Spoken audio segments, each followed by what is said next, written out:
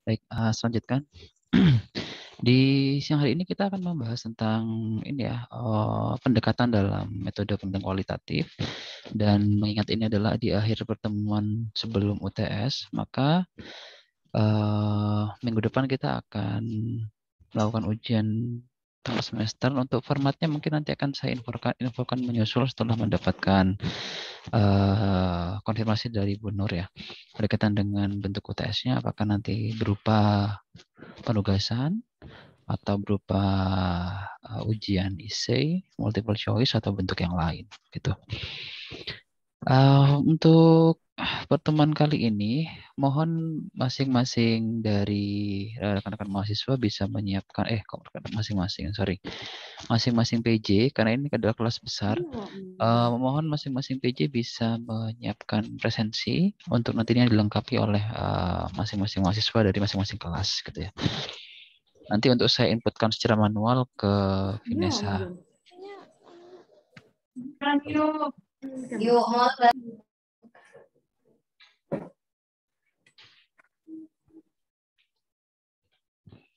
Yang sudah saya jadikan co-host harap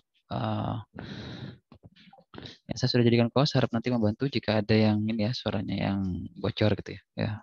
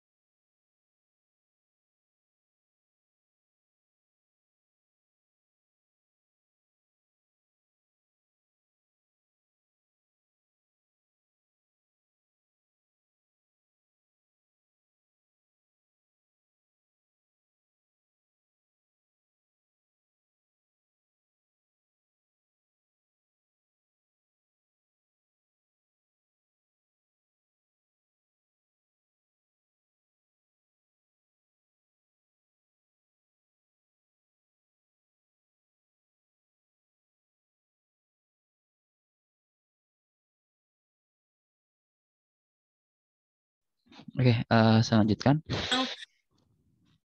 Oke, ya saya lanjutkan lagi. Jadi di pertemuan ini kita akan membahas tentang pendekatan. Kalau misalnya rekan-rekan semua cek di RPS itu di pertemuan ketujuh kita akan membahas tentang 5 pendekatan. Ya silakan.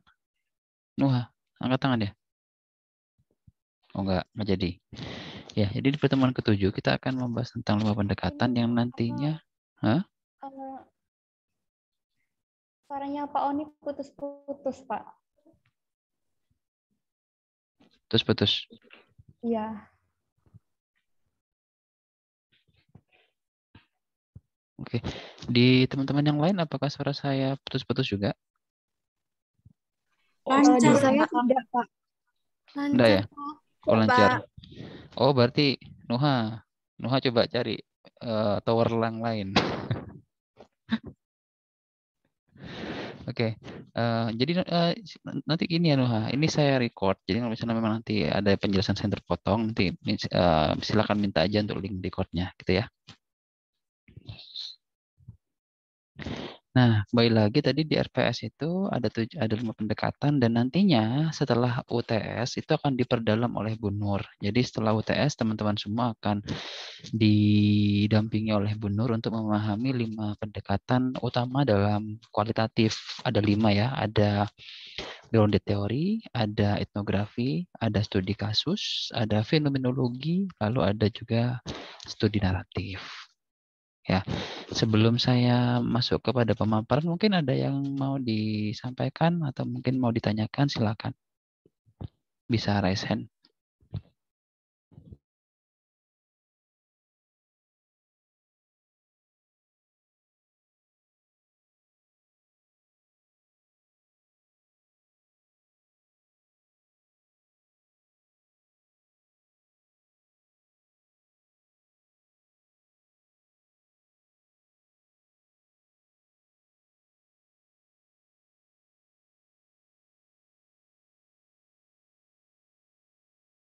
Baik, jika tidak ada yang bertanya, mungkin saya langsung masuk ke materi ya. Rekan-rekan sekalian mohon disimak dengan baik.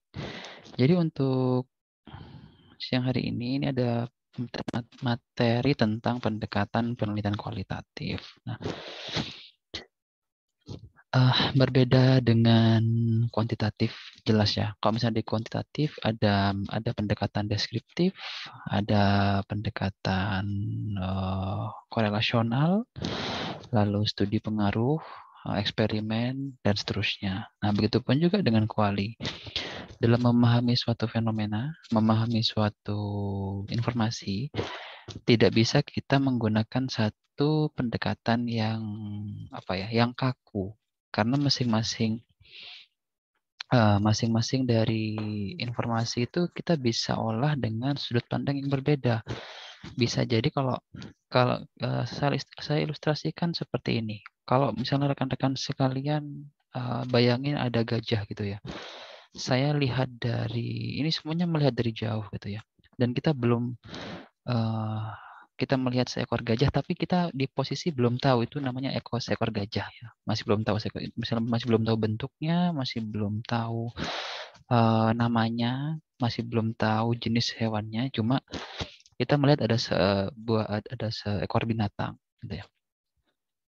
Saya lihat dari depan. Terus kemudian di sini saya sebut saya sebut nama yang ada di monitor saya ya. Saya lihat dari depan. Kemudian Alda dari samping. Lalu Asa dari belakang misalnya. Kemudian Arif dari atas. Kemudian Dwi dari sisi kirinya. Nah, saat kita melihat hewan itu, binatang itu, kemudian kita tanya, tadi binatang yang kamu lihat bentuknya seperti apa? Kita masih belum tahu itu gajah. Oh, tadi binatang yang saya lihat itu dia seperti ular. Karena saya yang lihat dari depan, ada belalainya. Dia seperti ular, tapi taringnya sampai di luar tubuhnya panjang karena gading. Nah, kemudian yang lihat dari samping, tadi binatangnya itu gemuk gitu ya. Kakinya ada 2 gitu ya. Karena dari samping aja lihatnya, dari sisi kanan aja, kakinya ada 2. Yang di belakang lihat itu hewan bentuknya aneh. Dia berbulu. Terus lehernya kecil misalnya. Yang dari atas juga lihatnya berbeda. Itu kayak burung. Karena saya lihat ada kepakan-kepakan sayap. Telinganya yang lebar itu. Nah, jadi kalau kita mau memahami informasi, jika ingin mendapatkan gambaran yang utuh, mendapatkan gambaran yang konkret, kita harus mampu untuk memotret informasi itu dari segala macam sisi. Itulah kenapa dalam setiap metode penelitian mau kuanti mau kuali itu kita siapkan, kita ada berbagai macam pendekatan yang memang disiapkan bagi kita untuk dapat memotret dengan lebih tepat lagi setiap fenomena yang kita temui, setiap informasi, setiap hal yang kita temui di lapangan. Gitu. Sama juga dengan teman-teman sekarang yang lagi PKL ataupun yang sedang menunggu PKL. Saya yakin 1000% di masing-masing lokasi PKL ini memiliki dinamikanya sendiri, gitu ya. Memiliki dinamikanya sendiri, memiliki ciri khasnya sendiri, memiliki budaya kerjanya sendiri, memiliki norma dan nilai serta aturan yang berbeda-beda. Nah, ini juga merupakan sebuah fenomena. Jika teman-teman yang terjun di PKL klinis misalnya, yang di rumah sakit misalnya. Nah, ternyata yang PKL di rumah sakit ini dia dasarnya PIO. Maka dia akan lebih banyak memotret tentang apa sumber dayanya. Kemudian mungkin proses seleksi, rekrutmen, pemetaan potensi dan seterusnya dari karyawan yang di rumah sakit.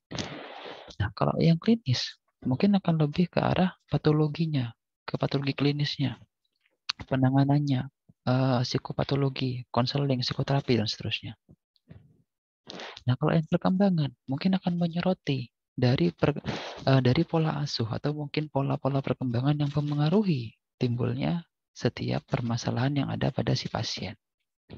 Nah, itulah kenapa dalam memahami informasi kita nggak boleh saklek. Kita harus siapkan berbagai macam alternatif, berbagai macam metode, berbagai macam pendekatan yang intinya membuat kita dapat lebih mampu memahami informasi itu dengan lebih konkret dan lebih komprehensif. Oke. Saya next dulu. Nah, penelitian pada umumnya menjelaskan dan memberi pemahaman dan interpretasi tentang berbagai perilaku dan pengalaman manusia dalam berbagai bentuk. Nah, karena berbagai bentuk, maka kita tidak bisa hanya fokus dengan satu hal. Di sini di kualitatif disiapkan ada 5. Ada fenomenologi, ada studi kasus, ada etnografi, grounded teori, lalu ada studi naratif. Nah, ini nantinya akan saya coba jelaskan secara singkat karena nanti untuk pendalamannya akan lebih dibahas di pertemuan ke-9 gitu ya. Jadi nanti di pertemuan ke-9 itu kalau nggak salah akan dimulai dengan fenomenologi, kemudian studi kasus, grounded teori, studi naratif, apalagi satunya, etnografi ya. Nanti akan dibahas bukan hanya dari sisi pendekatannya saja, tapi juga dengan metode-metode atau teknik-teknik analisanya, gitu ya, dengan Bu Nur.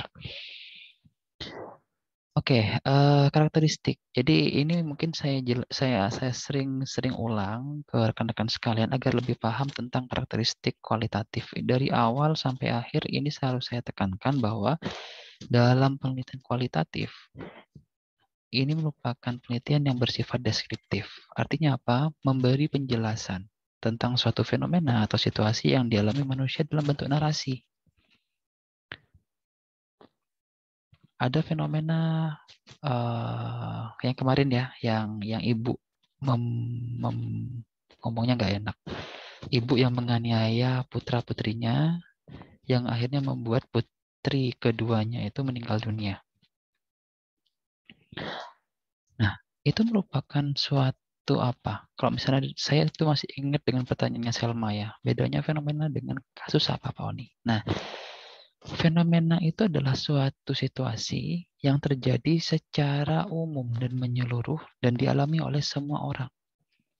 Depresi, itu fenomena. Kemiskinan, itu fenomena.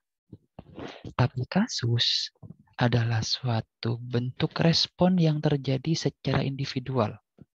Misal, dari kemiskinan itu timbul depresi yang mengarah kepada kekerasan kepada anak, kekerasan kepada keluarga, kekerasan kepada istri, kekerasan pada suami. Ada apa enggak ya? Kayaknya enggak ada ya.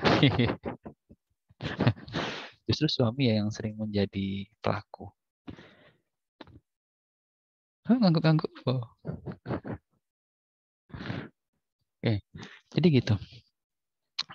Dari kasus itu, maka kita harus bisa membedakan dengan jelas Dari kasus itu kita bisa membuat diferensiasi mana fenomenanya, mana studi kasusnya. Nah, kalau misalnya fenomena lebih luas cakupannya, sedangkan kalau misalnya kasus itu berkaitan dengan bagaimana respon per individual mengenai fenomena yang terjadi. Nah, bentuknya apa nanti, Pak Oni? Narasi. Rekan-rekan semua membuat menuliskan dengan berparagraf-paragraf tentang temuan-temuan yang ada di lapangan. Gitu. Nah, kemudian juga bersumber kepada kealamiahan data atau naturalistic inquiry. Jadi kita tidak memberikan perlakuan apapun di lapangan, kita memotret apa adanya. Kita mengambil data dengan apa adanya, kita sesuaikan dengan setiap tujuan, rumusan masalah, kemudian juga fokus penelitian yang awalnya sudah kita susun di awal penelitian. Lalu analisis data menggunakan data induktif, ini sudah saya sering sampaikan di awal bahwa kualitatif itu goalnya adalah kita mampu untuk mendapatkan informasi secara spesifik dari suatu fenomena yang terjadi secara umum. Maksudnya apa? Memahami lebih konkret lagi, memahami lebih detail lagi mengenai timbulnya atau sebab timbulnya dari suatu fenomena atau kemunculan suatu kasus yang nantinya dari hasil yang kita temukan nanti kita generalisir menggunakan pendekatan atau metode penelitian kuantitatif. Jadi sebenarnya kuanti sama kuali itu bukan dua buah metode yang dia saling bertentangan, justru saling melengkapi. Itulah kenapa dalam metode penelitian ada yang dinamakan dengan mixed method gitu ya. Jadi kita melakukan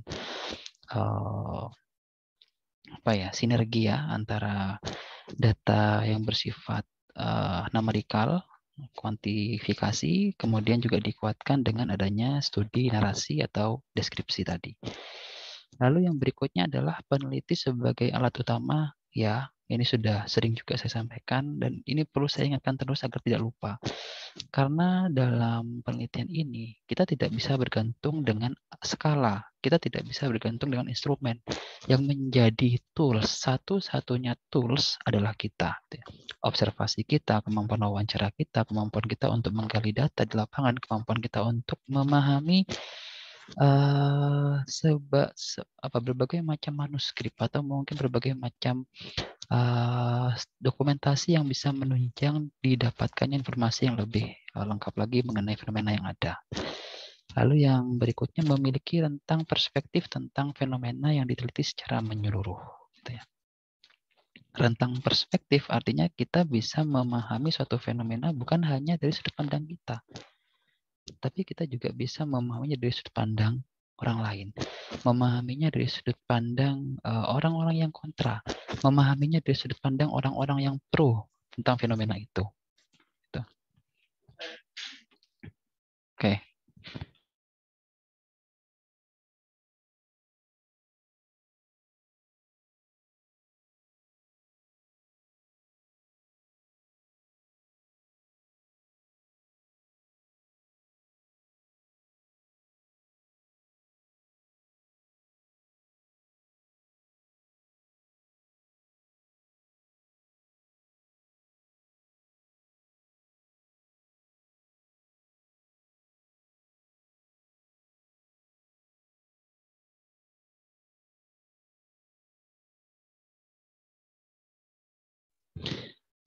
Oke, saya pindah lokasi karena di ruangan tidak memungkinkan. Ini masih terdengar suara saya jelas ya, meskipun di ini. Jelas, Pak. Oke, terima kasih. Saya lanjutkan. Baik, next. Nah, fleksibel dan elastik. Ya, ini perlu dipahami. Tidak menutup kemungkinan kalau kita menemukan fenomena di lapangan, terus ternyata tidak sesuai dengan fokus yang kita bawa dari kampus. Nah, ini juga mungkin yang terjadi pada saya sedikit singgung mahasiswa PKM atau program kreativitas mahasiswa. Nah, pada program tersebut khususnya di PKM-PM ya, pengabdian masyarakat, mahasiswa membawa konsep dari kampus untuk diterapkan di lapangan. Dan ini yang salah. Karena seharusnya mahasiswa itu memahami dulu konsep di lapangan, terjun dulu di lapangan, baru Setelah mampu mengidentifikasi permasalahannya, maka permasalahan ini didiskusikan, digodok gitu ya, ditemukan sumbernya, lalu kita sesuaikan dengan konsep yang kita miliki. Jadi intinya kita bukan berangkat dari konsep kita, tapi kita berangkat dari lapangan. Nah, secara konseptual sama seperti di kualitatif, kita tidak bisa memotret atau kita tidak bisa memahami suatu fenomena dengan tepat jika kita dari awal sudah punya apa ya, sudah punya semacam panduan yang saklek yang harus nantinya kita ikuti nanti saat di lapangan. Ini nggak bisa, beda. Kalau misalnya kuanti silahkan. Karena kalau misalnya kuanti kita akan disesuaikan dengan adanya populasi, sampel, kemudian teknik analisis dan seterusnya. Nah kalau misalnya di kualitatif ya kita harus menyesuaikan dengan apa yang di lapangan. Itu ya. Lalu yang berikutnya analisis data berkesinambungan. Iya, dalam kualitatif karena kita dalam konteks yang dia itu metode penelitian yang sangat erat kaitannya dengan fleksibilitas, maka bisa jadi analisa kita yang sekarang nantinya beberapa saat ke depan atau mungkin bahkan beberapa minggu, bulan ke depan bisa jadi berubah, bertambah kuat, bertambah data, dan bisa terus digunakan sebagai penunjang untuk melengkapi informasi-informasi yang kita dapatkan berikutnya. Lalu yang berikutnya adalah menyatukan berbagai data yang memiliki kesamaan. Oke. Nah, sekarang kita masuk ke dalam pendekatan kualitatifnya. Di sini saya mulai dari fenomenologi gitu ya. Nah, untuk definisinya rekan-rekan bisa searching, bisa buka di bukunya Sugiono, bisa buka di bukunya Basrowi. Silahkan saya berikan kesempatan bagi rekan-rekan saat ini. Silahkan, apakah ada yang bisa membantu untuk menjelaskan atau menerangkan tentang definisi dari pendekatan fenomenologi dalam konteks kualitatif. Silakan, saya berikan waktu untuk membuka referensinya. Nanti silakan jika sudah menemukan untuk raise hand.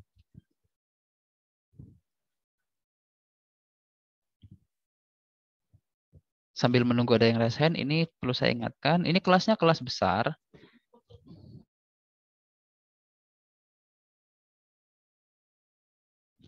Ini kelas besar, jadi harus terpaksa ya saya jadikan satu. Karena kalau melihat jadwal di rektorat, itu mohon maaf sekali, saya tidak bisa untuk membagi menjadi per kelas. Jadi salah satu caranya adalah mensiasatinya dengan cara menyatukan kelas besar seperti ini. Tapi semoga enggak ini ya, semoga tidak mengurangi pemahaman terhadap materinya. Di sini juga sudah saya record, jadi nanti silahkan untuk disaksikan kembali hasil recording dari pertemuan kita siang hari ini. Oke, silakan. Untuk pendekatan fenomenologi, boleh raise hand.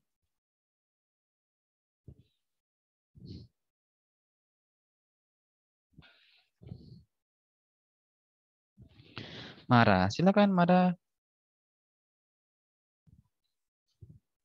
Baik, Pak, saya ingin menjawab mengenai studi fenomenologi. Itu artinya suatu pengumpulan data yang dimana mengenai suatu peristiwa yang terjadi di masyarakat. Dan tentang pengalaman yang sedang terjadi di masyarakat dengan memahami situasi yang sedang terjadi. Terima kasih, Pak.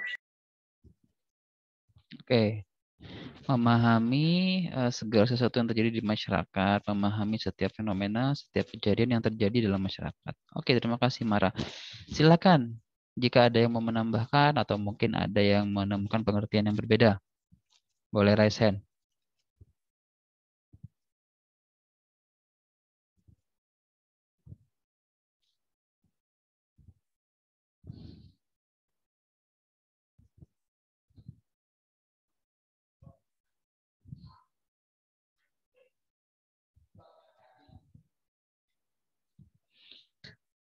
Silakan Salsabila. Mungkin saya menambahkan dari jawabannya Mara tadi saja Pak ya. Tadi kan Mara menyebutkannya mungkin hanya dalam konteks saat ini gitu ya, present moment-nya. Nah, yang saya baca, studi fenomenologi ini juga bisa digunakan untuk semacam merekonstruksi makna yang terjadi sekarang untuk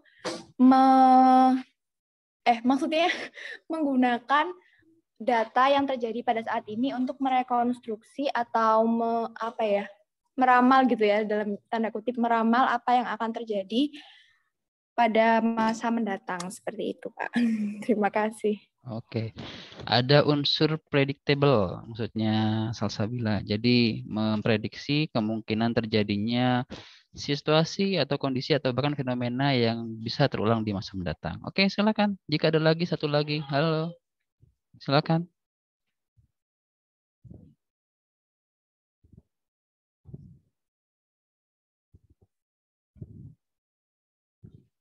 Satu lagi. Tadi sudah ada Mara, sudah ada Salsabila, mungkin satu lagi silakan.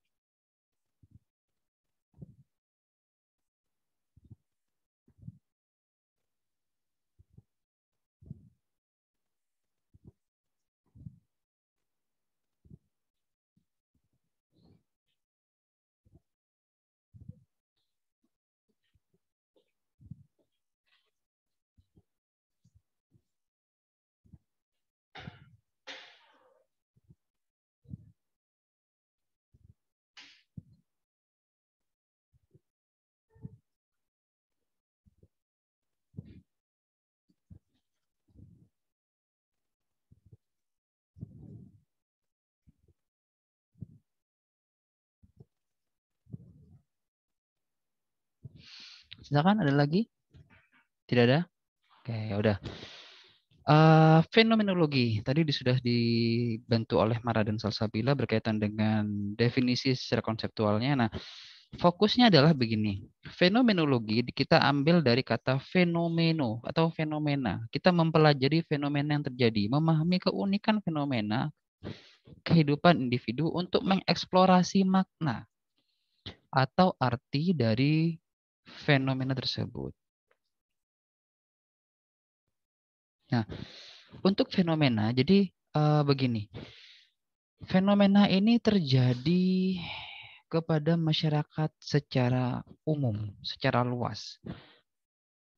Fenomena ini terjadi kepada golongan-golongan masyarakat tertentu yang mereka semua akan mengalaminya. Hanya saja, meskipun terjadi secara meluas, kita cukup mengambil dalam tanda kutip ya, kita mengambil sampel saja. Mengambil sampel dari orang-orang yang kita identifikasi mengalami situasi yang akan kita teliti tersebut. Nah, contoh di sini adalah makna caring bagi perawat di ICU. Makna caring bagi perawat di ICU. Perawat di ICU itu banyak. Di setiap rumah sakit ada ruang ICU. Di setiap rumah sakit ada perawat. Di setiap ruang ICU pasti juga ada perawat, ada pasiennya. Tapi untuk mengetahui maknanya, makna caring by personal, masing-masing perawat, kita nggak bisa menggunakan skala, kita nggak bisa menggunakan kuesioner karena kita perlu menggali secara lebih mendalam mengenai apa sih makna caring, apa sih makna kepedulian, apa sih makna menjaga, merawat atau melindungi para pasiennya bagi perawat di ruang-ruang ICU. Itu yang perlu kita pahami. Kenapa? Karena tujuan dari fenomenologi adalah untuk mendeskripsi, ini silakan dibaca, mendeskripsi, interpretasi, menganalisa secara mendalam dan lengkap untuk memperoleh intisari pengalaman hidup dari seseorang.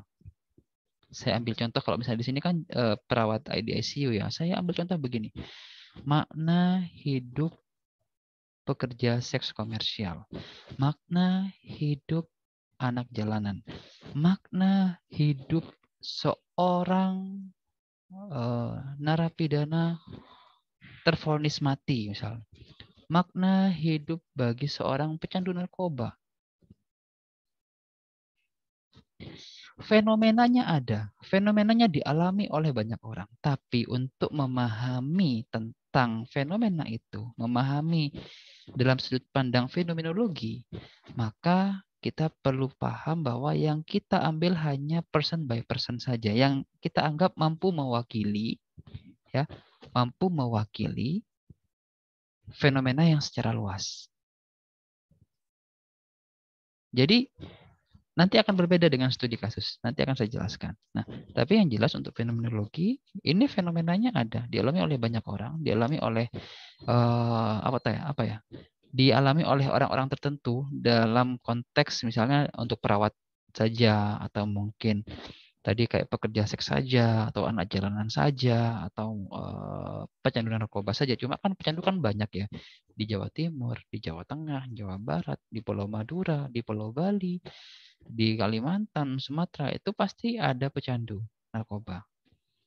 Tapi untuk memahaminya secara lebih spesifik mengenai alasan mereka kenapa menggunakan narkoba, tadi katanya Salsabila memprediksi, kira-kira apa sih yang menjadi ketertarikan dari para pecandu ini untuk kembali melakukan tindakan-tindakan yang merugikan itu. Kalau bahasa narkobanya, bahasanya tuh istilahnya tuh relapse. Relapse itu berarti dia kembali kambuh, atau kalau misalnya bahasanya awamnya sakau gitu ya. Dia kembali kepada kebiasaan-kebiasaan yang awalnya sudah mau dia tinggalkan. Itu relapse.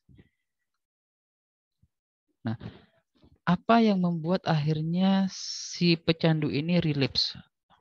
Kambuh lagi, kembali lagi ke kebiasaan yang awal, atau apa saja yang membuat dia tidak kembali lagi ke kebiasaan yang awal. Saya ambil contoh juga. Skripsi saya itu waktu S1 tentang studi fenomenologi untuk memahami makna dari para anak jalanan usia 8 sampai 12 tahun yang mereka merupakan para pecandu obat-obatan terlarang. Kalau teman-teman semua turun ke lapangan, nggak akan semanis yang kita baca di buku. Ternyata mereka untuk misalnya mereka udah ini ya, udah menggunakan salah satu obat-obatan gitu ya. Mau beli nggak ada duit. Mereka akan cenderung mensubstitusi, memindahkan atau mungkin beralih ke media lain yang memiliki efek yang serupa. Itulah kenapa ada istilah ngelem. Ngelem itu, saya nggak akan ngajarin cara ngelem ya, tapi ngelem itu, taruhlah kita beli lem gitu ya. Ini lemnya spesifik khusus gitu ya. Ada di sebenarnya sih bisa ditemui di berbagai macam supermarket. Yang dijadikan apa itu bau, dibuka terus baunya lem tuh kita hirup dalam-dalam sampai merasa bau tersebut udah sampai ke batang tengkorak. Jadi kayak benar-benar membuat kita merasa fly ya, melayang gitu ya kalau bahasanya mereka. Dan itu beneran. Kalau nggak ada lem, mereka nggak ada duit misalnya untuk beli lem. Cara terakhir, nggak terakhir, tapi dua terakhir.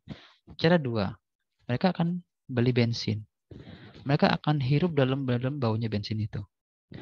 Kalau nggak ada bensin, nah ini baru terakhir. Mereka akan iris pergelangan tangannya, atau mungkin iris di area-area yang bisa mengeluarkan darah.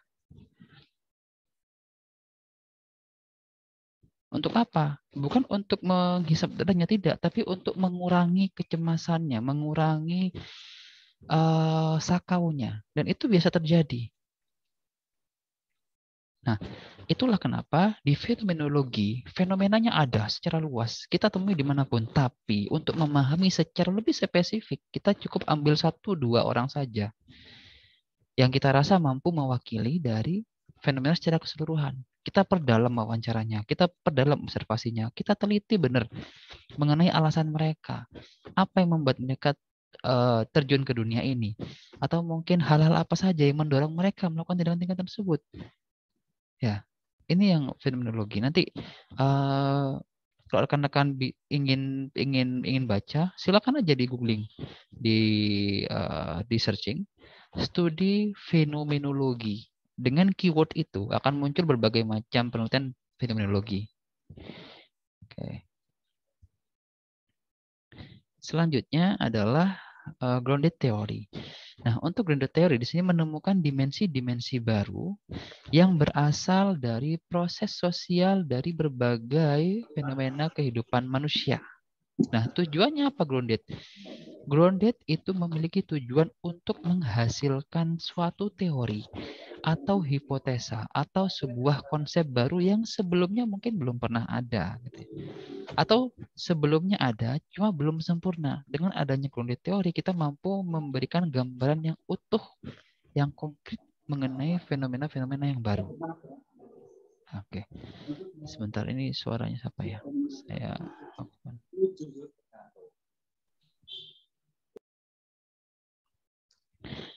Nah, contohnya apa? Misalnya di sini penelitian tentang bagaimana dan apa saja proses yang dilakukan oleh ibu hamil yang mengalami komplikasi jantung dalam merawat dan memelihara kehamilannya sehingga dapat menghasilkan kelahiran bayi yang sehat. Nah, coba dari contoh ini saja, kita bisa membuat suatu teori baru, konsep baru. Ternyata untuk untuk menjaga kondisi bayi meskipun si ibu mengalami komplikasi jantung, maka nanti dilakukan A, B, C, D, dan E. Langkah-langkahnya. Grounded teori itu memungkinkan kita untuk memformulasikan lagi berbagai macam informasi yang kita peroleh dari responden yang nantinya akan kita jadikan sebagai teori kita atau kiat-kiat kita atau tips-tips yang bisa kita rangkum dari hasil wawancara kita dengan responden yang nantinya akan kita jadikan sebagai konsep baru. Contoh begini. Berkaitan dengan hal-hal apa saja yang dilakukan oleh seorang atau mungkin dilakukan oleh ayah atau ibu untuk meningkatkan kemampuan berbahasa dari anak yang terindikasi retardasi mental. Ini contoh. Ini juga bisa dibikin kualitatif. Jadi kualitatif itu bisa merambah semua rumpun keilmuan, bukan hanya di sosial. Klinis juga bisa, PIU bisa, pendidikan bisa, perkembangan bisa. Nah, misalnya kita ingin meneliti itu ya tentang bagaimana langkah-langkah apa saja yang dilakukan oleh orang tua untuk mampu meningkatkan kemampuan berbahasa dari anaknya yang mengalami retardasi mental. Nah, karena kita tahu anak-anak yang mengalami retardasi mental atau kemampuan IQ-nya di bawah 70, maka akan ada beberapa area spesifik dalam dirinya yang akan terhambat. Yang pertama kognitif, yang kedua berkaitan dengan emosi, yang ketiga perilaku, dan yang keempat adalah ADL atau activity daily living-nya. Kalau kognitif berarti kaitannya dengan bahasa juga. Nah, kita akan belajar bagaimana cara orang tua ini membuat si anak itu mampu atau kemampuan berbahasanya tetap terjaga meskipun si anak mengalami kondisi retardasi mental. Nah, setelah kita wawancara, setelah kita observasi, kita dapat clue, dapat apa istilahnya ya? Dapat beberapa poin penting dari hasil informasi wawancara tersebut. Misalnya dari si ayah, dia saya itu untuk meningkatkan kemampuan berbahasanya, saya setiap malam itu memberikan dia tontonan yang seusianya ya, mungkin kartun yang dia itu ada pelajaran bahasanya gitu ya. Lalu yang kedua, saya atau ibunya sering memberikan dongeng, misalnya dongeng atau memberikan dongeng cerita baik di waktu dia mau tidur ataupun waktu kita mau beraktivitas. Jadi kita tidak biarkan dia, misalnya dia mau ambil remote misalnya. Kita minta remote-nya buat apa? Kamu mau nonton apa? Jadi ada semacam interaksi dan komunikasi yang intensif antara anak dengan orang tua. Lalu yang ketiga, kita berikan dia kesempatan untuk terjun di tengah-tengah anak seusianya mencoba memahami, mencoba berkomunikasi, meskipun memang komunikasinya belum terlalu kuat, tapi setidaknya dia ada apa namanya, ada interaksi. Lalu yang keempat, kita coba identifikasi minatnya atau mungkin hobinya. Dia hobinya apa? Oh, misalnya dia hobinya misalnya dia suka binatang misalnya, atau suka hewan-hewan, maka kita akan belikan dia mainan-mainan atau alat-alat yang bernuansa binatang untuk melatih kemampuannya berbahasa. Kita minta ini binatang apa, dan seterusnya. Nah, dari hasil wawancara itu bisa kita formulasikan menjadi teori, menjadi konsep baru, menjadi hipotesis yang baru. Maka itu tadi saya bilang di awal, bisa jadi kualitatif ini menjadi awal mula dilakukannya penelitian-penelitian yang nantinya mengarah kepada kuantitatif. Karena tidak ada bukan saling berbenturan ya, bukan saling saling bertentangan, tidak, tapi justru antara kuanti dengan kuali saling melengkapi. Yang kuanti dari sisi numerikalnya, graphically-nya, lalu dari kualitatif dari deskripsinya lebih mendalam. Itu kalau misalnya pakai mix method akan tambah luar biasa. Oke, ini yang grounded teori.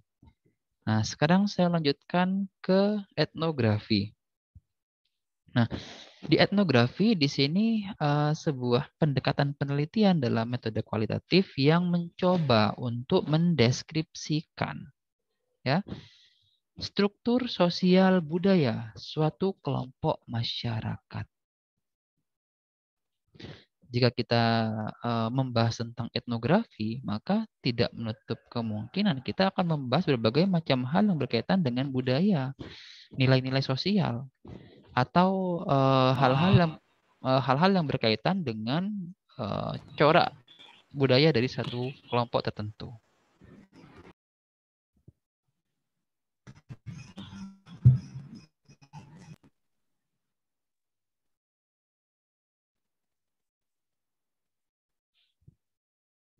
Oke. Nah, contohnya apa? Contohnya adalah perawat ingin mempelajari atau perawat peneliti ingin mempelajari perilaku budaya dari coping keluarga penderita HIV. Ya. Sekarang kalau kita beri contoh ini aja ya. Jika ada salah satu anggota keluarga kita dinyatakan dia positif HIV, tentunya respon dari setiap keluarga itu berbeda. Respon dari keluarga A, keluarga B, keluarga C, keluarga D dengan stimulus anggota keluarga yang mengalami HIV pasti berbeda. Kenapa berbeda? Karena setiap keluarga memiliki latar belakang yang berbeda. Setiap keluarga bisa jadi berasal dari berbagai macam jenis budaya yang berbeda juga. Ada sebuah keluarga yang dia menjadikan harga diri adalah harga mati. Kalau sampai kamu menodai nama baik keluarga, sebaiknya kamu mati. Ada yang seperti itu. Ada juga keluarga yang mengedepankan penerimaan sosial yang baik, atau mungkin toleransi, atau mungkin permaafan. Saat ada situasi, ada stimulus misalnya menderita HIV, mungkin dia akan lebih lebih mampu untuk menerima, gitu ya. Lebih mampu untuk menerima, lebih mampu untuk membersamai, lebih mampu untuk mendampingi, sehingga si penderita HIV ini tidak merasa ditinggalkan. Karena kita tidak bisa menutup mata bahwa HIV itu bukan hanya disebabkan oleh hubungan seksual yang tidak sehat. HIV itu bisa disebabkan oleh berbagai macam hal. Ya, misal seperti ini. Ya, tapi ya semuanya negatif sih memang. Bergonta-ganti bergonta-ganti pasangan, bergonta-ganti alat suntik. Tapi memang juga kadang-kadang karena kecelakaan juga bisa. Mungkin kita ini mungkin ya, mungkin dalam satu sisi suatu situasi gitu kita melakukan apa ya semacam donor darah, tapi ternyata donor darahnya tidak higienis, tidak bersih misalnya lokasinya, sehingga mungkin kelalaian petugas ya misalnya, kelalaian petugas, atau bahkan mungkin ada niat buruk aja dari petugasnya, sehingga jarumnya tidak diganti. Bisa jadi seperti itu.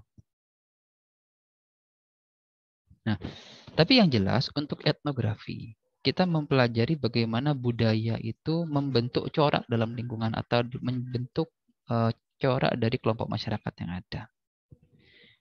Ingin mempelajari budaya Carok yang ada di mana? Ada di Madura, misalnya. Kenapa kok jenis penyelesaian masalah di Jawa dengan di Madura kok berbeda? Mungkin kalau di Jawa ada lebih nerima, tapi kalau di Madura jika berkaitan dengan keluarga atau harga diri langsung ke arah tindakan Carok. Ini misalnya seperti itu. Ingin mengkomparasi beda antara Jawa dengan Madura, yaitu juga bagian dari etnografi. Ya. Tapi kita perlu paham, etnografi itu butuh waktu yang sangat lama. Dan juga memiliki skup pengamatan yang luas. Karena etnografi artinya budaya, kita tidak bisa hanya mengamati satu keluarga. Bisa jadi kita harus menerapkan sampling. Dalam satu daerah misalnya, ada satu daerah ada 10 kecamatan, per kecamatan ada 10 desa.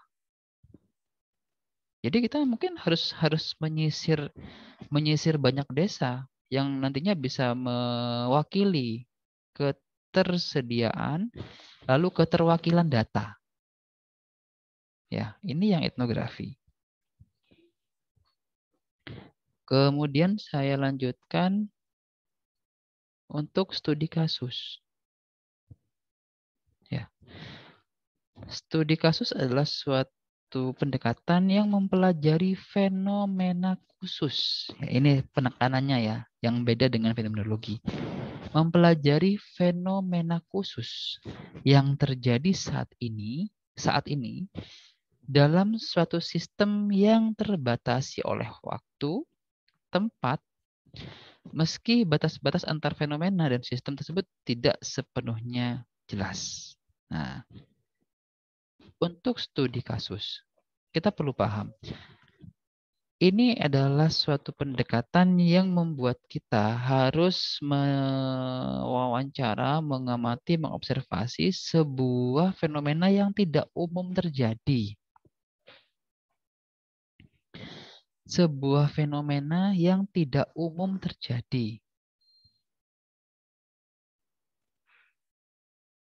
Contohnya, studi kasus yaitu ya kayak yang sering saya sebut tentang apa? Tentang studi kasus di Gunung Kemukus misalnya.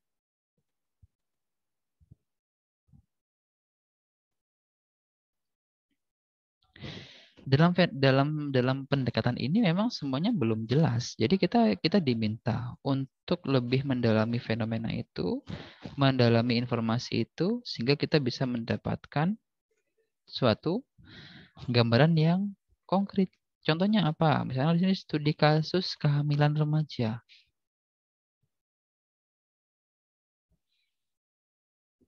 Remaja hamil. Apakah fenomena yang umum? Atau fenomena yang dibuat umum? Karena kehamilan remaja itu bukanlah fenomena, itu sebuah kasus. Beda dengan fenomena. Kalau tadi yang di fenomenologi misalnya makna hidup caring, makna caring terhadap perawat yang ada di ICU.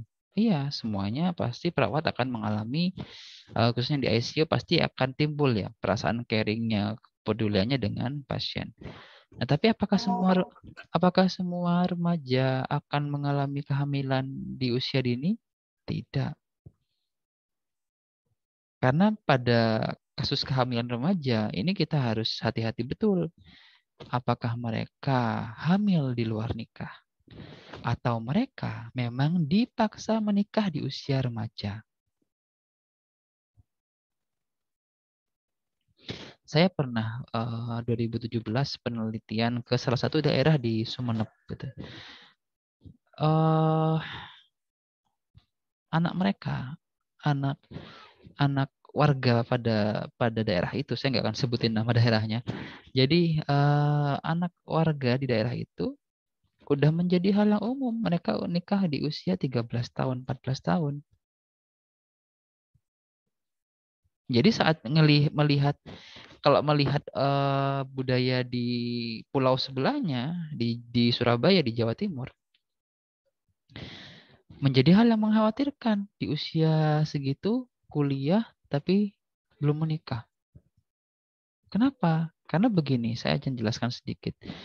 Ada peran dari sosial, kemudian juga agama, sosiokultur, sehingga di masyarakat daerah tersebut membiasakan atau mungkin ditimbulkan suatu adat, suatu kebiasaan yang harus menikahkan anaknya jika sudah memasuki usia siap menikah atau ditandai dengan puber. Ya, kalau perempuan menstruasi, kalau laki-laki dengan mimpi basah. Nah, usia 13 tahun menikah sudah hal wajar. Saya waktu pertama kali dengar kaget. Terus saya tanya, apakah tidak, saya waktu itu tanya kepada salah satu tokoh ya, apakah tidak ada efek atau dampak yang ditimbulkan dari pernikahan yang di bawah usia yang dikatakan sehat? Karena kalau dikatakan sehat untuk perempuan itu nikahnya paling dini ya, usia 18-19 tahun. Di bawah itu, meskipun dia sudah menstruasi,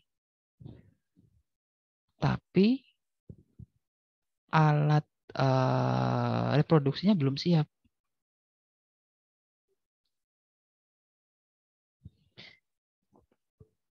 Kalau di luar negeri ada, kalau di buku psikologi perkembangan ada istilahnya precox puberty atau pubertas yang terjadi secara dini, dan ini terjadinya bisa karena gen atau kebiasaan. Seorang perempuan bisa dia menstruasi di usia 8 tahun, 9 tahun, 10 tahun, jauh di bawah usia yang seharusnya. Dan itu akan nantinya dikaitkan dengan berbagai macam masalah-masalah yang berkaitan dengan apa? Permasalahan seksual, kemudian juga tingkat kenakalan dan seterusnya. Nah, itu ya. Jadi dari desa itu menikah di usia 13 tahun merupakan hal yang wajar. Tapi kalau misalnya kita ke daerah yang lain, 13 tahun masih anak-anak, belum waktunya nikah, waktunya sekolah. Nah, ini yang perlu kita pahami. Kehamilan pada remaja bukan fenomena gitu ya, tapi sebuah problem, sebuah kasus, fenomena yang khusus gitu ya. Karena tidak semua remaja akan mengalami kehamilan. Kalaupun mereka mengalami kehamilan, kita harus diferensiasi, ini kehamilannya dia hamil karena menikah atau karena hamil di luar nikah. Nah, berbeda dengan yang fenomenologi. Perawat di ICU sudah pasti akan ada, ICU di ruang ICU sudah pasti ada perawat. Tidak mungkin dokter hewan, tidak mungkin teknik, kalau teknik mungkin ya, tapi nggak mungkin dokter hewan atau mungkin nggak mungkin orang ekonom di ruang ICU. Pasti yang memiliki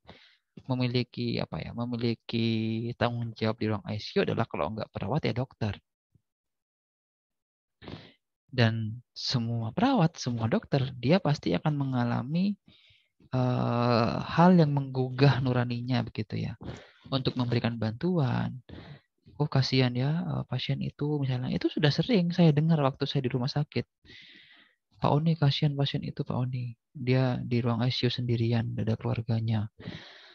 Sedangkan pasien di sebelahnya dia ditungguin sama keluarga. Misal. Itu bentuk caring yang semuanya akan dialami oleh orang-orang yang memang ada di fenomena itu. Kalau yang remaja ini, yang kasus ya dia khusus gitu ya. Oke, selanjutnya studi naratif.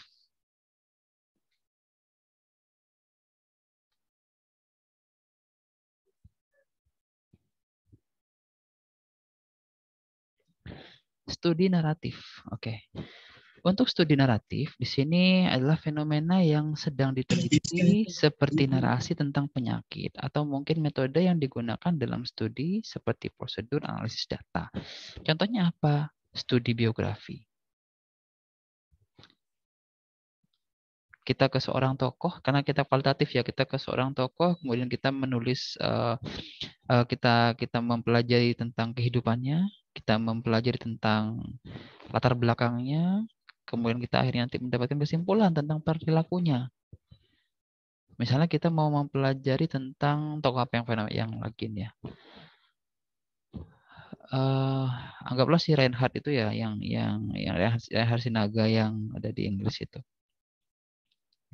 Kenapa Reinhardt orang Indonesia gitu ya? Yang mana orang Indonesia ini dikenal dengan orang-orang yang ramah gitu ya. Itu kesannya ya, kesannya ramah. Kemudian cenderung peduli, care dengan orang lain, menghindari kekerasan dan seterusnya. Nah, ini kenapa kok Reinhardt bisa menjadi seorang predator, dan yang jadi problem adalah dia predatornya bukan ke wanita tapi ke laki-laki. Dan laki-lakinya pun bukan anak-anak, dia seusia atau bahkan mungkin yang lebih dewasa. Kenapa seperti ini?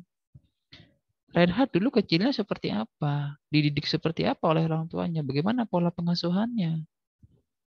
Bagaimana pergaulannya? Bagaimana dengan pendidikannya? Bagaimana dengan kehidupan cintanya dulu? Apakah memang sejak kecil ya sudah ada indikasi seperti itu? Atau mungkin timbul setelah ada trigger-trigger tertentu dalam kehidupan? Nah, itu studi naratif. Itu semuanya yang diceritakan dalam bentuk analisa. Dituliskan dalam bentuk cerita, narasi tentang hal-hal yang nanti kita temui dalam studi. Oke. Nah, sebelum saya lanjutkan, ini masih ada waktu setengah jam. Jadi silakan jika ada yang mau bertanya terlebih dahulu.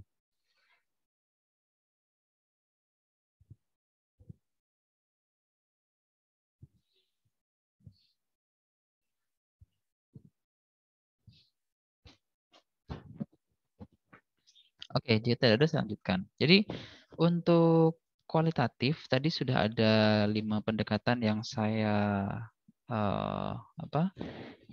tulis, yang saya jelaskan ke rekan-rekan semua.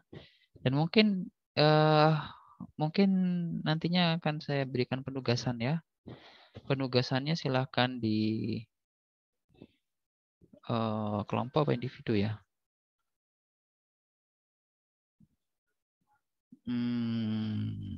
Kemarin sudah kelompok 2 kali. Mau kelompok. Ini saya ada penugasan. Mau kelompok apa individu? Kelompok, Pak. Kelompok, Pak. Kelompok. Tergantung tugasnya, Pak. Tergantung tugasnya. Tergantung tugas. Ya udah. Ini tugasnya simple. Ya simple kan kata Pak Oni. Belum yang ngerjain Pak Oni. Ya. Tugasnya adalah begini. Tadi saya sudah jelaskan 5 jenis penelitian. Pendekatan. Nah, saya minta rekan-rekan untuk mencari contoh penelitian dan meresumnya. Jadi satu kelompok aja ya, satu kelompok, silahkan mencari 5 jenis pendekatan dalam kualitatif ya. Ini untuk semua kelas, karena ini kan kelas besar, A, B, C, D, E. Nah, ada dari fenomenologi, kemudian dari mana? Dari studi kasus, grounded teori, etnografi, dan narasi. Silahkan dicari contoh penelitiannya, kemudian dirangkum secara singkat aja. Nah, mengenai isi dari penelitian tersebut. Udah itu. Kayaknya kelompok aja ya. Karena kalau misalnya individu, Saya khawatirnya karena ini sudah di akhir udah mau UTS, saya rasa tugas-tugas sudah mulai ngantri untuk dikerjakan gitu ya. Jadi silakan kerjakan kelompok aja. Nanti pengumpulannya saat UTS dari kualitatif. Nah, sejauh ini masih belum ada jadwal UTS. Nanti akan saya tanyakan kepada jurusan apakah sudah disiapkan atau belum. Gitu. Oke, itu ya. Jadi silahkan untuk sebentar.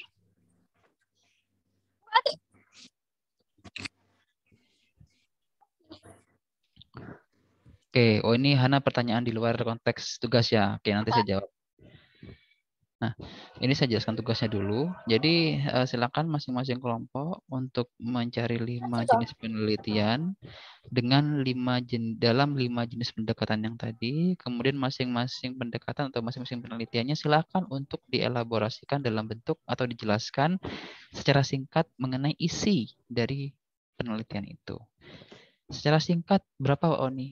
1 paragraf boleh, 2 paragraf boleh. Yang penting dari penjelasan itu sudah mewakili dari judul penelitian yang rekan-rekan semua pilih. Oke. Baik, saya akan menjawab pertanyaannya Hana. Di sini Hana bertanya, mohon izin bertanya, berarti untuk penelitian kualitatif tidak harus luas kebermanfaatannya ya Pak? Bermanfaat bagi kelompok tertentu juga boleh. Nah, kualitatif sama seperti penelitian yang lain, gitu ya. Kadang kita perlu untuk mengarahkan fokus penelitian kepada skup yang terkecil dulu untuk nantinya kita terapkan kepada kelompok yang lebih besar atau kepada masyarakat luas. Jadi memang tidak bisa di awal-awal penelitian kualitatif kita langsung, ya sebenarnya bisa juga, tapi lebih etikalnya setelah kita mendapatkan informasi dari lapangan, kita analisa menggunakan metode induktif. Ingat ya, induktif, karena induktif artinya kan kita mengerucutkan ya informasi yang banyak tadi, kita kerucutkan menjadi informasi yang kecil yang bisa kita olah untuk nantinya kita tarik kesimpulan. Nah, kesimpulan ini nanti disesuaikan dengan penelitian kualitatifnya. Apakah penelitian kualitatifnya memang skupnya adalah untuk satu kelompok atau mungkin skupnya untuk masyarakat secara umum. Saya ambil contoh. Seperti tadi, ada tentang anak jalanan. Berarti nanti hasil dari penelitian ini ya memang ditujukan untuk membahas anak jalanan. Manfaatnya pun juga nantinya untuk dikembalikan lagi kepada anak-anak jalanan untuk untuk menjelaskan posisi mereka atau mungkin membuat sebuah teori, misalnya Grunde teori yang membuat konsep teori untuk membantu mereka keluar dari permasalahan yang sedang dihadapi dan seterusnya. Jadi tidak harus selalu dengan masyarakat secara umum, tapi jikapun memang dari awal penelitian itu memang ditujukan fokus dan tujuannya untuk masyarakat secara umum, ya nanti tentunya hasil akhirnya adalah masyarakat secara umum. Jadi apakah tidak harus di masyarakat tidak harus di masyarakat luas? Disesuaikan lagi dengan tujuan dari penelitian tersebut. Disesuaikan lagi dengan dengan rumusan masalah atau fokus dari penelitian yang akan dibuat. Jika memang fokusnya hanya kepada anak jalanan, ya anak jalanan. Kalau misalnya fokusnya kepada anak, ya berarti anak secara umum yang nantinya akan digeneralisir. Gitu. Tapi ingat, untuk metode kualitatif, metodenya adalah induktif. Jadi nanti kita membuat suatu kesimpulan yang dia memang spesifik untuk menggambarkan dari rumusan atau menjawab dari rumusan masalah yang sudah kita buat. Beda dengan kuanti. Kalau kuanti untuk digeneralisir secara umum, tapi memang tidak mendalam sedalam kualitatif. Ya, begitu ya Hana ya.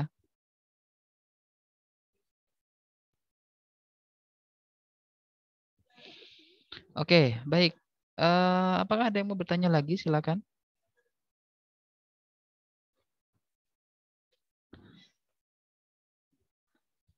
Nah, ini adalah alasan dari kenapa kok penelitian kualitatif itu perlu kita gunakan ya dalam konteks memahami suatu informasi. Karena yang pertama, untuk alasan konseptualnya, dengan kualitatif, maka kita bisa mendapatkan informasi yang mendalam. Artinya, saat kita bisa mendapatkan informasi yang mendalam, kita mampu untuk memahami lebih konkret lagi, lebih kuat lagi mengenai informasi tersebut. Sehingga mampu menimbulkan dampak yang besar nantinya. Ya. Lalu yang kedua adalah untuk menggali gagasan. Bisa jadi memang saya sering sampaikan, bisa jadi nanti di tengah-tengah pelaksanaan penelitian timbul gagasan baru karena menemui informasi-informasi yang baru. Lalu yang ketiga, menjelaskan hasil penemuan kuantitatif. Hasilnya berupa angka statistik, hasilnya merupakan pengolahan dari data SPSS atau mungkin software pengolahan data yang lain. Tapi untuk menjelaskannya kita perlu menggunakan pendekatan kualitatif yang dinarasikan. Nah, lalu yang berikutnya adalah alasan praktis. Kenapa kok memilih kualitatif? Yang pertama relatif lebih murah. Iya, kita nggak perlu keluar biaya apapun karena kita yang jadi instrumen. Selama kamu sehat, selama peneliti sehat, ya peneliti tidak perlu mengeluarkan biaya apapun. Singkat waktunya. Tapi ini relatif loh ya. Disesuaikan dengan fenomena atau disesuaikan dengan fokus dari penelitian yang akan dilakukan. Singkat waktunya singkat waktunya itu merupakan kalimat yang tidak bisa kita berarti seminggu selesai. Enggak. Singkat itu bisa jadi sebulan selesai. Singkat itu bisa jadi 2 bulan selesai. Singkat itu bisa jadi 3 bulan selesai, tergantung kecepatan dari instrumennya. Karena ada banyak orang yang mereka itu memiliki waktu lebih ya untuk menyelesaikan setiap analisanya, tahapan analisa, tapi nggak dikerjain. Ya. Kuantitatif meskipun memang lebih cepat, tapi kalau misalnya mau dibikin lama ya bisa lama. Kualitatif meskipun memang relatif lebih lama, tapi kalau misalnya mau dibikin cepat ya bisa cepat. Semua itu bergantung dari kita sebagai peneliti, apakah bisa menjadikan penelitian kita sebagai prioritas utama dalam penyelesaian studi. Intinya kayak gitu. Lalu yang berikutnya adalah rancangan dapat dimodifikasi. Ya, kalau kualitatif, mudah. Saat kita menemukan, oh ternyata di lapangan beda fenomenanya dengan yang awalnya kita konsep. Ya udah kita rubah sesuai dengan fenomena yang kita temui. Nggak ribet, karena kita instrumen. Mungkin kita tinggal memodifikasi aja untuk guide wawancara dan guide observasi. Tapi kalau kualitatif, fenomenanya nggak sesuai, subjek atau mungkin fenomena yang ditemui tidak sesuai, maka dia perlu ngerombak. Apa yang dirombak? Dari instrumennya, skalanya, diuji lagi, uji validitas, reliabilitas, semua diulang lagi. Buat skala lagi, buat blueprint lagi, semua dibikin lagi jika memang tidak sesuai. Ya. Ini nggak usah, karena sudah. Asumsi juga. Oke, nah ini kunci keberhasilan. Nah ini saya selipkan di slide ini sebagai mungkin sebagai ini ya penutup dari saya juga nantinya.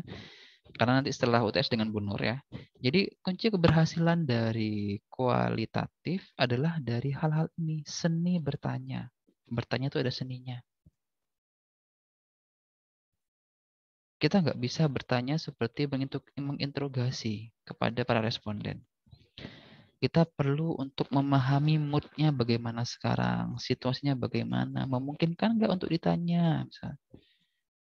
Pertanyaan pun juga kita harus pilih, harus menggunakan pertanyaan yang terbuka atau pertanyaan yang memancing respon yang lebih.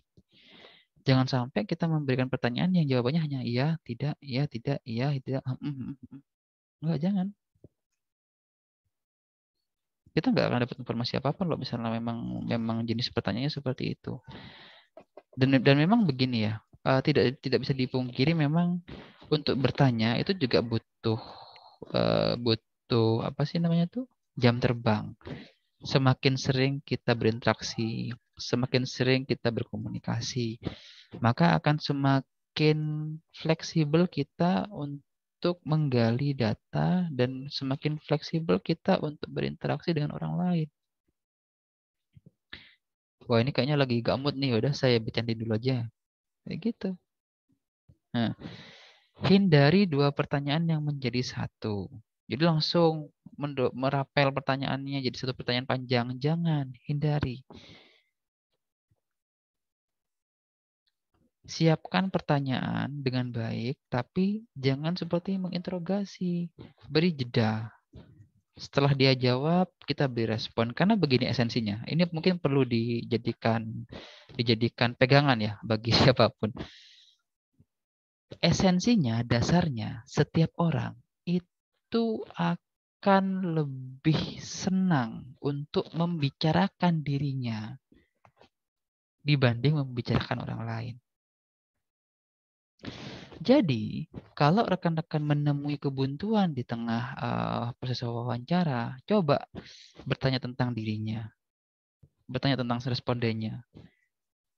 Arahkan dia kepada pertanyaan-pertanyaan yang mungkin untuk menggugah gitu ya, menggugah dirinya, menceritakan lebih banyak tentang dia. Karena orang-orang itu pada dasarnya akan lebih suka untuk bercerita tentang dirinya sendiri dibanding orang lain.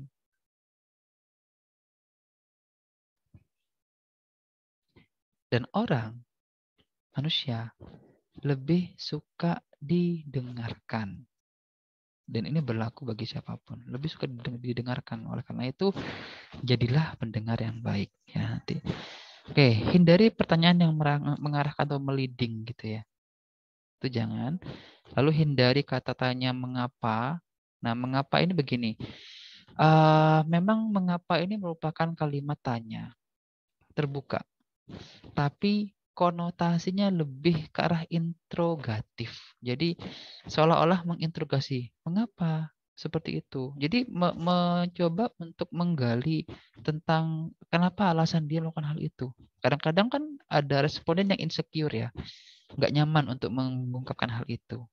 Tapi bukan berarti nggak boleh, boleh silakan. Jika memang situasinya sesuai dengan situasi yang dihadapi dengan apa yang terjadi di lapangan sesuai, silahkan tanya, nggak apa-apa. Hindari perkataan dikotomi atau yang ambigu, punya dua makna, atau jangan. Seni mendengarkan ya, pusatkan pikiran Anda pada pembicara. Iya. Jangan sampai wawancara sambil lihat HP. Oleh karena itu, kalau misalnya wawancara, meskipun guideline ada di tangan, meskipun guideline itu ada dalam HP, jangan sampai rekan-rekan semua itu bawa HP, ngelihat HP sambil wawancara responden. Itu merupakan tindakan yang sangat tidak sopan. Jadi seolah-olah kita tidak fokus dengan apa yang disampaikan oleh responden. Ada baiknya kita membawa kertas. Atau ada baiknya lagi kita menghafalkan guideline itu. Mau wawancara, observasi, silakan dihafalkan. Dengan kita menghafalkan, setidaknya kita bisa fokus untuk melihat ekspresinya. Kita bisa fokus untuk mendengarkan apa yang dia sampaikan. Kita juga bisa fokus untuk merespon apa yang mungkin nantinya dia katakan. Lalu yang berikutnya, untuk seni mendengarkan, hanya bicara bila perlu mengklarifikasi atau menghidupkan diskusi. Ya. Jangan sampai lebih aktif interviewernya dibanding interviewee. Jangan sampai lebih banyak kita yang ngomong dibanding responden kita. Kalau lebih banyak kita yang ngomong, berarti wawancaranya gagal. Kalau misalnya lebih banyak kita yang ngobrol dibanding si interviewee, maka kita tidak bisa mendapatkan informasi apapun yang bermakna. Oke. Lalu berikutnya, perhatikan mimik wajah dan ungkapan informan. Ya, gestur. Lalu yang terakhir, investigasi kreatif. Kadang kita juga perlu jadi detektif. Kita perlu menelusuri, ini pernyataannya benar apa enggak, dibuat-buat apa enggak. Tapi kita juga nggak boleh terlihat sangat apa ya istilahnya ya, sangat obvious gitu. Jadi kelihatan jelas pingin tanya ini benar apa enggak perlu. Kita bisa ada tekniknya. Kita bisa tanyakan ulang pertanyaan yang kita anggap ragu di kemudian hari. Sama apa enggak jawabannya? Kalau jawabannya sama, berarti memang mungkin itu yang terjadi. Tapi kalau ternyata jawabannya berbeda, maka ada indikasi si respondennya berbohong. Ya. Jadi paling mudah untuk menginvestigasi itu tanyakan ulang kepada para respondennya. Tanyain lagi. Sekarang tanya A. Ya. Besok tanya yang B. Nah, lusa coba tanyain tentang A lagi. Kira-kira jawabannya sama apa enggak? Kalau misalnya enggak sama, kemungkinan dia ada yang disembunyikan. Tapi kalau misalnya sama, bisa jadi itu yang benar. Oke.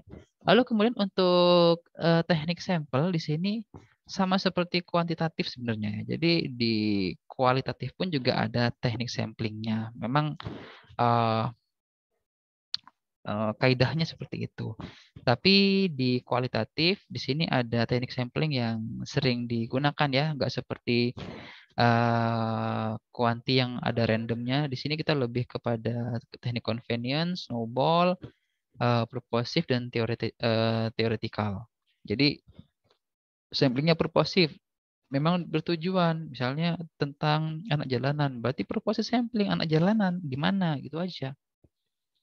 Saya mau meneliti tentang perawat di ICU. Itu sudah purposive sampling. Saya mau mewawancara kepada teroris misalnya. Teroris bom mana misalnya. Itu sudah purposive sampling. Nah, untuk teknik-tekniknya di sini memang cukup ini ya, cukup sedikit variasi yang bisa dipilih, tapi itulah kualitatif. Kita tidak berfokus kepada tidak saklek dengan teknik samplingnya karena bisa jadi nanti di lapangan pun juga informasi yang didapatkan berbeda. Kita hanya harus fokus kepada satu, bagaimana kita memahami fenomena, lalu yang kedua rumusan masalahnya, fokus pada masalahnya. Lalu yang ketiga terkait dengan bagaimana kita mengumpulkan datanya. Kayak gitu. Nah, kemudian untuk ukuran sampel di sini macam-macam. Untuk fenomenologi dan studi naratif di sini untuk fenomenologi ada 1 sampai 10 orang gitu ya. Jika untuk studi naratif 1 sampai 2 orang sudah cukup karena nanti berkaitan dengan autobiografi ya. Studi biografi. Untuk teori, karena kita akan mengkonsepkan teori yang baru, maka kita tidak bisa hanya fokus pada satu orang. Bisa jadi kita harus bertanya kepada banyak orang sehingga nanti bisa dapat merumuskan teori-teori yang sesuai. Oh, ternyata dari 40 orang ini semuanya sama. Caranya seperti itu. Nah, berarti kita bisa bikin teori. Karena salah satu syarat teori itu diakui bahwa teori itu memang diterapkan oleh mayoritas dari kelompok tersebut. Lalu untuk studi kasus, karena dia sifatnya khusus, maka bisa 4 sampai 5 orang. Ini sudah.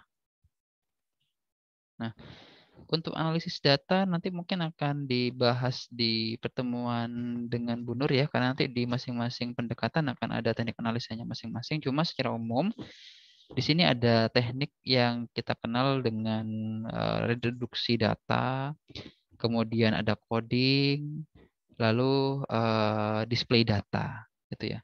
Nah, kalau reduksi data artinya kita menyiapkan data, mengorganisir data, data-data informasi seperti verbatim, observasi yang banyak itu kita kurangi sesuai dengan data mana yang menunjang penelitian kita. Yang pertama. Lalu yang kedua, coding. Nanti dari data yang terpilih itu silahkan diberikan diberikan kode A1, A2, A3. Misalnya A1 untuk menandakan ini adalah pernyataan yang menggambarkan dia sedang sakau. Jadi saat kita membaca transkrip atau verbatim, jika ada kode A1, berarti di situ adalah tanda bahwa dia ada informasi dia sedang sakau kayak gitu. Nah, kemudian ada display data. Nah, display data ini bisa berupa bentuk gambar, tabel, atau mungkin bisa dibentuk dalam materi-materi diskusi.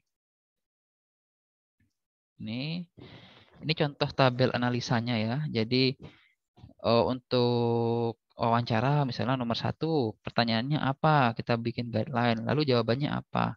Nah, maknanya apa? Ini yang nanti kita perlu sesuaikan dengan teori yang kita gunakan. Misalnya teorinya adalah tentang well-being misalnya, atau psychological resiliency misalnya. Kita pakai resiliensi. Nah, dari jawaban ini, dari jawaban si responden, makna yang kita dapatkan dari pertanyaan pertama adalah misalnya empati atau bouncing back misalnya.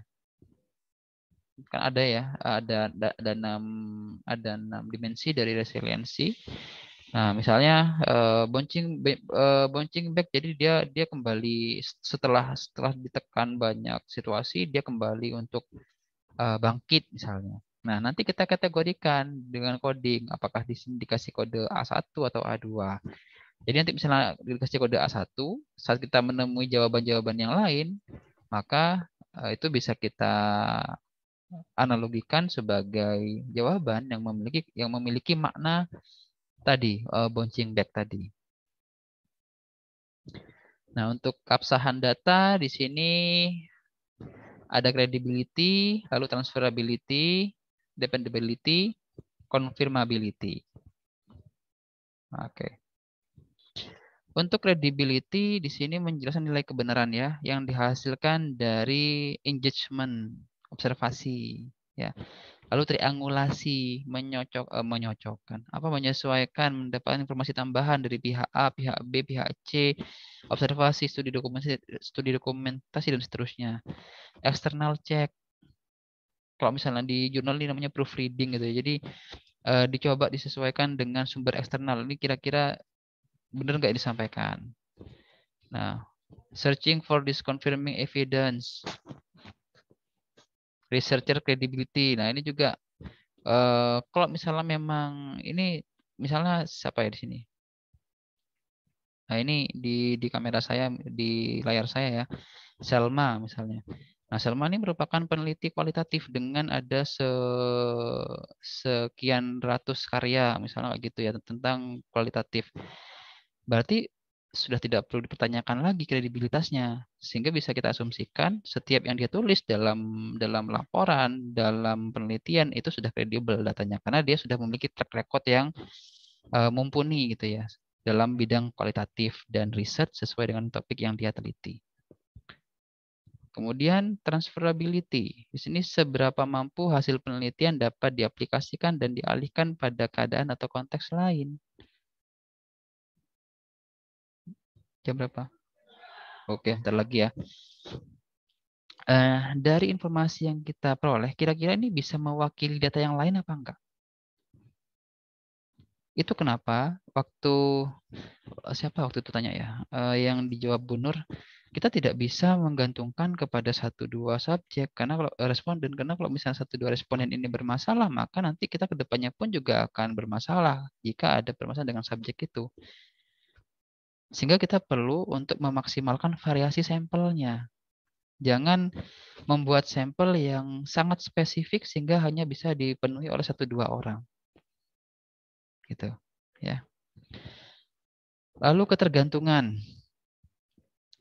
Bagaimana nanti studi ini dapat direplikasi gitu ya. Dia menggunakan metode analisa, inquiry, audit, lalu mengupayakan interpretasi data dengan benar. Dan terakhir confirmability, menggunakan atau merefleksikan fokus dari pertanyaan penelitian dan tidak mengandung bias. Artinya menggunakan sampling ya dengan tepat, snowball atau purposive sampling sesuai dengan fenomena atau situasi yang akan diteliti.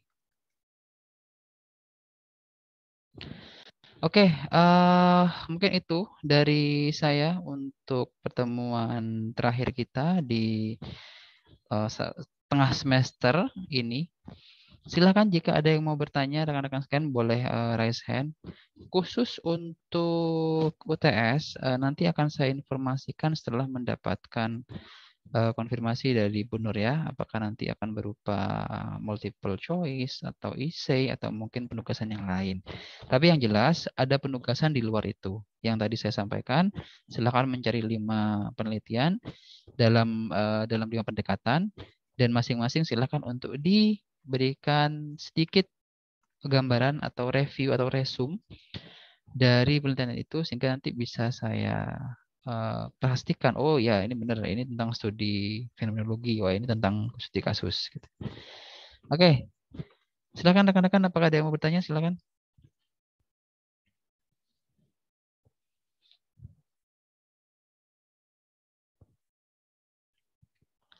Tidak ada ya?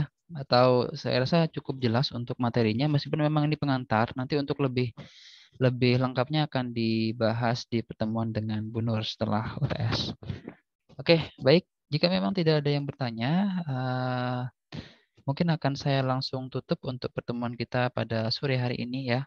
Mohon tadi ada penugasan 1 itu dikerjakan berkelompok dan nanti dikumpulkan saat UTS gitu ya. Karena UTS-nya kita belum tahu kapan, maka harap dikerjakan sesegera mungkin karena berbagi kelompok. Jadi lebih cepat gitu untuk pengerjaannya. Baik, mungkin sekian dari saya rekan-rekan mahasiswa kelas A, B, C, D, dan E. Terima kasih atas kesediaan waktunya untuk kita reschedule di hari Jumat sore ini. Mohon maaf jika selama perkuliahan mungkin ada kesalahan atau mungkin ada hal-hal yang mungkin kurang berkenan. Nanti kita mungkin nanti kita akan bertemu lagi mungkin di beberapa sesi yang nantinya akan saya isi di pasca UTS ya. Oke, itu saja dari saya. Terima kasih. Mohon dipersiapkan untuk UTS-nya. Meskipun masih belum ada informasi lebih lanjut, silakan dibaca materi-materi yang sudah saya upload di Finesa. Untuk materi yang hari ini pun nantinya akan saya upload ke Finesa juga. Jadi silakan dipelajari. Good luck untuk UTS-nya, good luck juga untuk rekan-rekan yang sekarang sedang PKL. Semoga sehat selalu dan juga bisa mendapatkan yang terbaik ya dari segala hal yang dilakukan. Baik, terima kasih. Selamat sore rekan-rekan sekalian. Selamat kembali beraktivitas. Saya akhiri untuk pertemuan kita pada sore hari ini. Wassalamualaikum warahmatullahi wabarakatuh. Waalaikumsalam. Waalaikumsalam. Terima kasih Bapak. Waalaikumsalam warahmatullahi wabarakatuh, Pak. Terima kasih banyak. Terima kasih banyak Pak.